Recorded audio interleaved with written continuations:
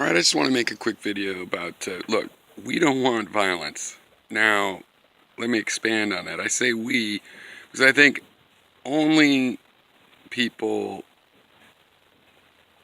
I mean, nobody will be better off, basically.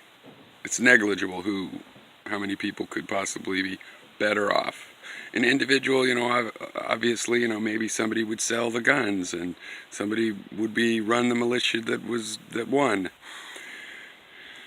But basically, everybody's life would be worse off. I worked at one place where I was working with a lot of engineers from South America. I had a colleague from Bolivia, and when she was a kid, there was warfare in her country, and she saw somebody shot from their apartment window as her brother was just 100 or a couple hundred yards down the street, coming that way to come home. And that's always struck me as the kind of thing people forget. All the hell breaks loose. What about going to the grocery and kids getting education? A lot of those things you have to go ahead and take your chances and try to do. It's dangerous, but you have to do it. If you stop sending them to school, then they get uneducated. There's ramifications. This is not good.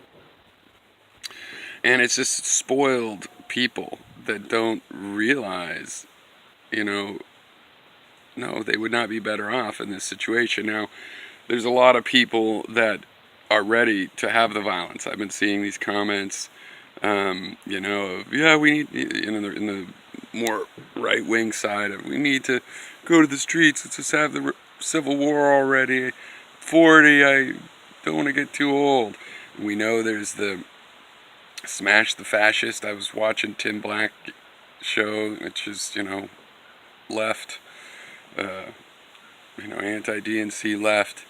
And, there's, Tim made sure to say he didn't agree with that at all. But, he had a caller and a lot of sentiment, and one caller, openly arguing for time for an armed revolution, and just those pacifists on the left need to just get out of the way. And, it's not like there's really that many people that want to do that are ready to go out on the first day and throw the first blows. I mean, it's got to be, I'd be surprised if it was, more than a few hundredths of a percent. I mean, there's 300 and some million. So 1% is 3 million, 1/10% is 300,000. I don't think it could be that many. So 1/100% would be 30,000. And, in the old days, it's surprising what you could do, because that's a big army. Of course, we have a standing army, big enough to handle that, but what a mess that would be. Plus, you never know when some patriot like Robert Lee that doesn't support the revolt, doesn't support the Civil War, still does it, to protect his kin. So you never know how messy it can get, but it's a relatively small amount of people.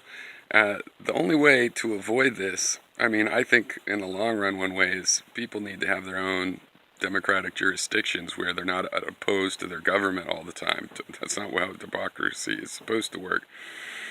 But that's a long way off. That would be decades off. And it's only going to work if it's a peaceful solution. So it's not a solution to violence that's already fomenting, or fomenting, as the president likes to call it.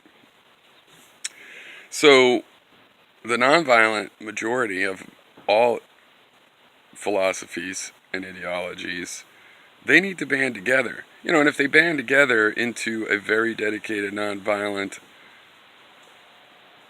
organization that figures out a way to go forward and shed the violence, then, maybe we wouldn't have to split up the country. But more likely, we could do that just as a temporary measure. We don't want civil war in the United States. It's not gonna. We're a bunch of spoiled people. Wrecking the house is not gonna make it better to live in. So, listen and learn.